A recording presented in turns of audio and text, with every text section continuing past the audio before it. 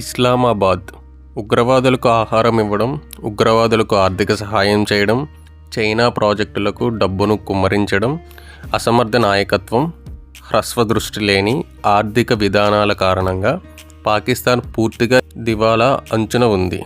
నిత్యావసర వస్తువుల ధరలు విపరీతంగా పెరిగి పేదలు నిత్యం ఇబ్బందులు పడుతున్నారు. ప్రపంచవ్యాప్తంగా పాకిస్తాన్కు ఆర్థిక సహాయం అందడం లేదు. పాకిస్తాన్ సంక్షోభంలో ఉంది. పెద్దగా క్రెడిట్ రావడం లేదు. దీన్ని అనుసరించి పాకిస్తాన్ రుణ నిష్పత్తి 2025 నాటికి 79 లక్షల కోట్లకు చేరుకుంటుందని అంచనా. పాకిస్తాన్ డెట్గా మారుతుందని ఒక నివేదిక పేర్కొంది. అవును, పాకిస్తాన్ 3 ఏళ్లుగా ఆర్థిక విధానాలను రూపొందించింది మరియు బడ్జెట్లో ప్రావిన్సుల వాటాను 39.4% నుండి 48.7% పెంచాలని ఆలోచిస్తుంది. దీనివల్ల పాకిస్తాన్ అంతర్గత విదేశీ అప్పుల పరిమాణం గణనీయంగా పెరుగుతుందని చెబుతున్నారు. ప్రస్తుతం పాకిస్తాన్ వద్ద 73 లక్షల అప్పు ఉంది. 2022-23లో 71 లక్షల అప్పు ఉండేది.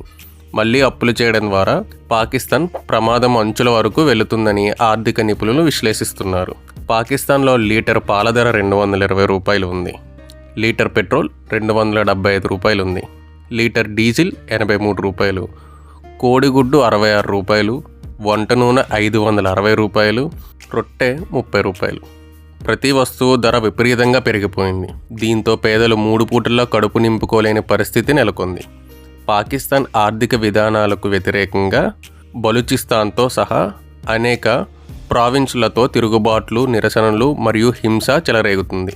ప్రభుత్వ ఉద్యోగులకు జీతాలు చెల్లించలేని పరిస్థితిలో ఉన్నందున వ్యూహాత్మక యూనిట్లు మినహాయింపు అన్ని ప్రభుత్వ రంగ సంస్థలను ప్రైవేటీకరించాలని పాకిస్తాన్ నిర్ణయించింది. ఈ విషయాన్ని ప్రధాని షెహబాజ్ షరీఫ్ తెలియజేశారు. షెహబాజ్ షరీఫ్ అధ్యక్షతన జరిగిన ప్రభుత్వ యాజమాన్యంలోని సంస్థలు ప్రైవేటీకరణపై సమీక్ష సమావేశం అనంతరం ఈ నిర్ణయాన్ని ప్రకటించినట్లు సంబంధిత వర్గాలు తెలిపాయి. 2024 నుంచి 29 వరకు దశల వారీగా చేపట్టనున్న ప్రైవేటీకరణకు సంబంధించిన రోడ్ మ్యాప్పై ఈ సమావేశంలో చర్చించారు. ఈ ఇన్ఫర్మేషన్ కనుక మీకు నచ్చినట్లయితే మన సమాచార్ యూట్యూబ్ ఛానల్ని సబ్స్క్రైబ్ చేసుకోండి. Thanks for watching.